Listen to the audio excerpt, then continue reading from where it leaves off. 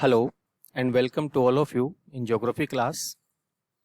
हम लोग हमारी पिछली क्लास में भारत के अपवाह तंत्र के बारे में जानकारी प्राप्त कर रहे थे, जिसके अंतर्गत हम लोगों ने जाना कि अपवाह तंत्र क्या होता है, जल ग्रहण क्षेत्र क्या होता है और जल विभाजक रेखा क्या होती है।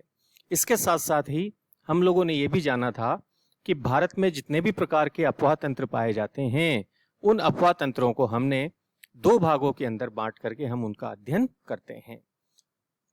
सबसे पहले हमने भारत में प्रवाहित होने वाली नदियों को दो भागों के अंदर बांटा था, हिमालय की नदियां और प्रायद्वीपीय पठार की नदियां। इन हिमालय की नदियों को भी हमने तीन आधारों पर बांटा है।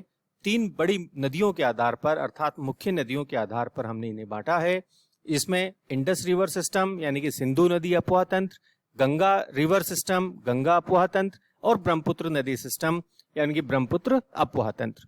इन तीन आधारों पर हम बांट करके इसका अध्ययन करते हैं। वहीं हमने प्रायद्वीपीय भारत की नदियों को महानदी, गोदावरी, कृष्णा, कावेरी, नर्मदा और ताप्ती इन नदियों के अपवाह तंत्र के आधार पर बांटा है।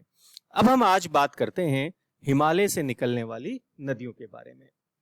जैसा कि हम सभी जानते हैं कि हिमालय से निकलने वाली जो नदियां हैं वो बारहमासी नदियां हैं, क्योंकि यहाँ पर हिम के पिघलने से इन नदियों के अंदर जल की आपूर्ति बराबर बनी रहती है।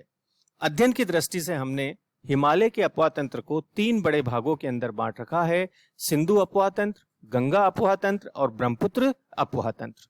सर्वप्रथम हम बात करते हैं सिंधु अपवाह तंत्र के बारे में। यहाँ पर हम ये देख सकते हैं कि इस चार्ट के अंतर्गत और इस डायग्राम में हमने सिंधु और उसकी सहायक नदियों के क्रम को स्पष्ट किया हुआ है। सबसे पहले हम ये जाने कि सिंधु नदी जो है इसका उद्गम मानसरोवर के निकट सानो ख्वाब जो हिमनद है वहां से इसका उद्गम होता है। इसकी लंबाई लगभग 2900 किलोमीटर है और भारत में ये 1150 किलोमीटर के अंतर्गत प्रवाहित होती है। यह नदी मुख्य रूप में भारत में जम्मू कश्मीर के अंतर्गत होती हुई प्रवाहित होती है। यह दक्षिण एशिया की सबसे बड़ी नदी है। भारत केवल इस नदी का 20% जल का ही उपयोग कर सकता है, जो कि 1960 के अंदर भारत और पाकिस्तान के बीच में जो सिंधु जल समझौता हुआ था उसके अनुसार निर्धारित किया गया है कि भारत इस नदी के जल का केवल 20% भाग ही उपयोग में ले सकता है। इसके अतिरिक्त इस नदी की सहायक नदियों में सतलज, चिनाब, रावी, व्यास, झेलम इत्यादि प्रमुख हैं। उसके साथ साथ इस नदी के अंतर्गत जम्मू कश्मीर से गरतांग, श्योक, शिगार, नुब्रा, गिलगित आदि नदियां भी इसके अंदर आकर के मिलती हैं। तो यदि हम देखें तो ये जो सिंधु नदी है, इस सिंधु नदी के दाएं किनारे पर से यानी कि जम्मू कश्मीर के अंदर से प्रवाहित होकर के गिरने वाली नदियों में गरतांग, श्योक, शिगार, नुब्रा और गिलगित है। वहीं बाईं ओर मिलने वाली नदियों के अंदर सतलज है, चिनाब है, रावी, व्यास, झेलम इत्यादि नदियां इसमें शामिल है। इसके साथ इसकी जो दूसरी प्रमुख नदी आती है उसे हम कहते हैं सतलज नदी। इस सतलज नदी का जो उद्गम है वो मानसरोवर के पास राक्षस ताल झील से होता है। यह 1050 किलोमीटर की लंबाई में भारत में प्रवाहित होती है। इसे हम संस्कृत भाषा के अंदर सतुद्रु के नाम से जाना जाता है और यह सिंधु की सबसे बड़ी सहायक नदी है और इस नदी पर भाखड़ा नांगल बांध बना हुआ है जो कि पंजाब के अंदर स्थित है। इसी क्रम की तीसरी मुख्य नदी आती है वो है झेलम। इसका उद्गम शेषनाग झील यानी कि वेरीनाग से होता है। इसकी कुल लंबाई 724 किलोमीटर है, जिसमें से ये 400 किलोमीटर भारत में प्रवाहित होती है। इसका प्रमुख अपवाहित क्षेत्र जम्मू कश्मीर है और इस नदी को संस्कृत के अंदर वितस्ता कहा जाता है। ये नदी चिनाब की सहायक नदी है क्योंकि ये नदी चिनाब में आकर के मिलती है। इस नदी में शिकारे और बजरे अधिक चलाए जाते हैं, अर्थात हाउस बोट्स के नाम से जाने जाने वाले कश्मीर के अंदर ये जो प्रमुख आवास के रूप में कहें या होटल्स के रूप में कहें, ये अधिक चलाए जाते हैं इस नदी के ऊपर। यह कश्मीर की प्रमुख नदी है। इसी क्रम की अन्य नदी के अंदर आती है चिनाब नदी, जिसका उद्गम लाहौल के अंदर बड़ा लापचा दर्रे से होता है। इसकी कुल लंबाई 1180 किलोमीटर है। यह हिमाचल, जम्मू कश्मीर और पंजाब राज्यों से होती हुई प्रवाहित होती है और हिमाचल में इस नदी को चंद्रभागा कहते हैं। संस्कृत में इस नदी का नाम अस्किनी रखा गया था और सतलज की सहायक नदी के रूप में इसे जाना जाता है, अर्थात ये नदी सतलज में मिल जाती है। रावी नदी जो है इसका उद्गम रोहतांग दर्रे के निकट से होता है। इसकी कुल लंबाई 725 किलोमीटर है। यह हिमाचल और पंजाब में होती हुई प्रवाहित होती है। यह इस पंजाब की सबसे छोटी नदी है अपवाह क्षेत्र के आधार पर और चिनाब की सहायक नदी है और इस नदी के सहारे भी भारत पाकिस्तान की सीमा का निर्धारण भी हुआ है। इसी क्रम की अगली नदी आती है वो है व्यास। इस नदी का उद्गम रोहतांग दर्रे के निकट व्यास कुंड से हुआ है। इसकी कुल लंबाई 470 किलोमीटर है। यह हिमाचल और पंजाब के अंतर्गत प्रवाहित होती है। यह सतलज की सहायक नदी है। इसे संस्कृत के अंदर विपाशा के नाम से जाना जाता है। यहां हम इस मानचित्र के अंदर ये सिंधु नदी को हम देख सकते हैं। इस सिंधु नदी के साथ साथ ये झेलम नदी है। झेलम के बाद में चिनाब के साथ ये रावी, ये व्यास और फिर इसके साथ साथ ये सतलुज नदी है।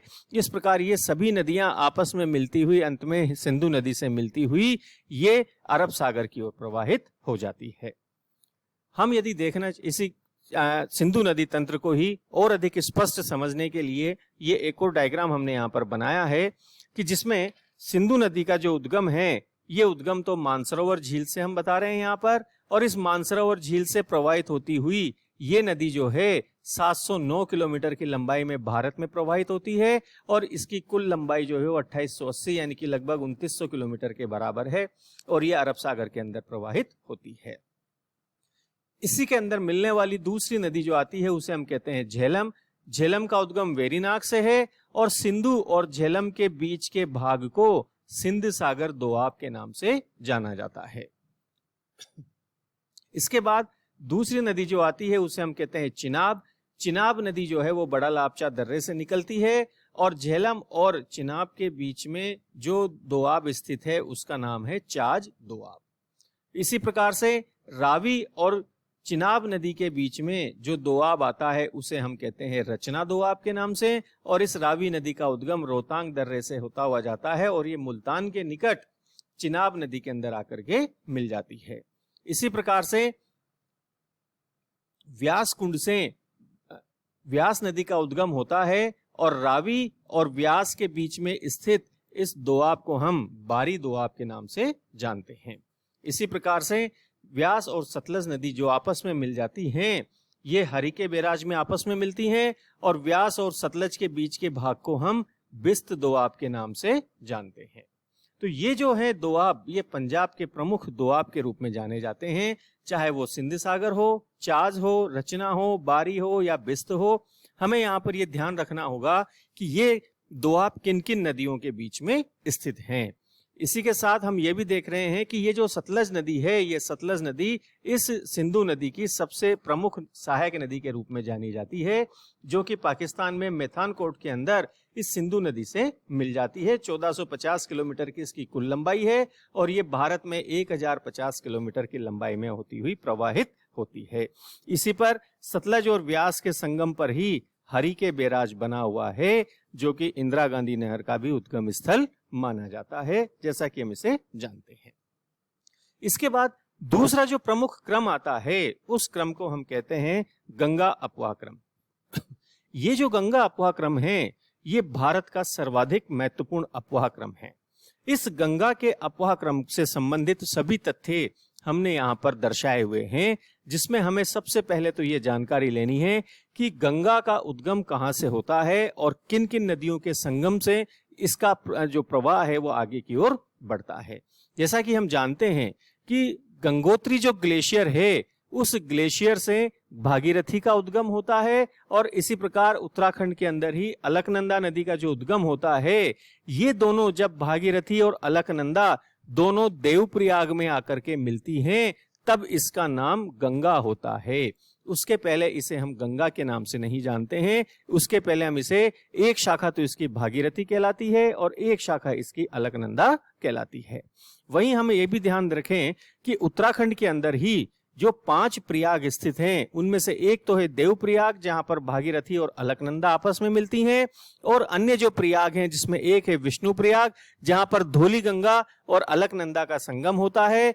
नेक्स्ट है कर्ण प्रयाग जहां पर पिंडार और अलकनंदा का संगम होता है। अगला है नंदप्रयाग, जहां पर नंदाकिनी और अलकनंदा का संगम होता है। फिर आता है रुद्रप्रयाग, जहां पर मंदाकिनी और अलकनंदा का संगम होता है। तो अलकनंदा के अंदर धौलीगंगा, पिंडार, नंदाकिनी, मंदाकिनी इन नदियों का जल शामिल होता है। उसके बाद जब अलकनंदा और भागीरथी आपस में देवप्रयाग के निकट मिलती है, तब इसका नाम गंगा के रूप में जाना जाता है। गंगा यहाँ पर ऋषिकेश के निकट आकर के ही, हरिद्वार के निकट जो ऋषिकेश है, यहाँ पर आकर के प्रवाहित होती है और हरिद्वार से ही ये गंगा हिमालय को पार करके मैदानी भाग के अंदर प्रवेश करती है। यानी कि यहाँ तक ये जितना भी भाग हमें दिखाई दे रहा है, ये उत्तराखंड राज्य के अंदर स्थित है। इसी प्रकार फिर हरिद्वार से ये विभिन्न जिलों से होती हुई उत्तर प्रदेश, बिहार और पश्चिम बंगाल के विभिन्न जिलों से होती हुई अंत में ये बंगाल के खाड़ी के अंदर गिर जाती है। इसके अंतर्गत हम देखें तो इसकी प्रमुख सहायक नदियों में यमुना सहायक नदी है, जो कि यमुनोत्री हिमनद से निकलती है। उसके अतिरिक्त सोन नदी हो या फिर और भी अन्य जो नदियां हैं, चाहे वो रामगंगा नदी हो या फिर हम कहें कि गोमती नदी हो या पूर्णा नदी हो या घाघरा नदी हो या गंडक नदी हो या बूढ़ी गंडक हो या कोसी हो, ये सभी नदियां इस बिहार में आकर के इस गंगा के अंतर्गत मिलती है। यहाँ पर हम ध्यान रखें कि ये जो है पुंजुन और घाघरा, गंडक, बूढ़ी गंडक और कोसी, इन सभी नदियों का जो उद्गम है वो नेपाल में है और ये बिहार में से प्रवाहित होती हुई आती है और ये गंगा के अंदर आकर के मिल जाती हैं। तो इस प्रकार से हम ये देख रहे हैं कि गंगा नदी जो है वो विभिन्न प्रकार से बहती हुई आती है और इस गंगा नदी का क्रम जो है ये उत्तरी भारत का सबसे महत्वपूर्ण क्रम के अंतर्गत जाना जाता है। जैसा कि हम ये भी जानते हैं कि इलाहाबाद के अंदर आकर के, जिसे कि हम वर्तमान में प्रयागराज के नाम से जानते हैं, यहाँ पर यमुना और गंगा इन दोनों नदियों का संगम होता है। इसी प्रकार फरक्का के यहाँ पर आकर के पश्चिम बंगाल में गंगा की एक और शाखा हो जाती है, जिसे हम हुगली कहते हैं, और एक शाखा इसकी पद्मा के नाम से जानी जाती है, जो कि ब्रह्मपुत्र की एक शाखा जमुना के से आकर के मिलती है और फिर ये जाकर के बंगाल की खाड़ी के अंदर समा जाती हैं। तो इस प्रकार से हम ये देखें कि हमें इस गंगा नदी की जो क्रम है, इस क्रम के अंतर्गत हमें विभिन्न प्रकार की नदियों को यहाँ पर दिखाई देता है, जिसे कि हमने यहाँ पर इस चार्ट के द्वारा भी स्पष्ट किया गया है कि गंगा नदी जो है वो 2071 किलोमीटर की लंबाई में भारत में प्रवाहित होती है। उत्तराखंड, उत्तर प्रदेश, बिहार और पश्चिम बंगाल राज्यों में से इसका प्रवाह होता है। यमुना इसकी सहायक नदी है, जिसका उद्गम यमुनोत्री से होता है और इसकी लंबाई 1384 किलोमीटर है और ये उत्तराखंड और उत्तर प्रदेश से होती हुई प्रवाहित होती है। इसे हम याजू नदी के रूप में भी जानते हैं। इसी प्रकार चंबल है, बेतवा है, रामगंगा है, शारदा है, घाघरा है, गंडक है, कोसी है, सोन है, ये सभी गंगा की सहायक नदियां हैं, जो कि अलग अलग राज्यों से होती हुई प्रवाहित होती है विभिन्न लंबाइयों में, और जिनकी विशेषताएं हमने यहाँ पर एक कॉलम के अंतर्गत स्पष्ट की हुई है। तो हम इस बात को अच्छी तरह से जान सकते हैं कि ये जो भारत का अपवा तंत्र है, उसमें सिंधु, गंगा और ब्रह्मपुत्र ये अपवा तंत्र मुख्य रूप में जाने जाते हैं। इसी के बाद हम बात करेंगे आगे की ओर, जिस पर हम अगली क्लास के अंदर चर्चा करेंगे, हम प्रायद्वीपीय भारत के अपवा तंत्र पर। Thank you very much.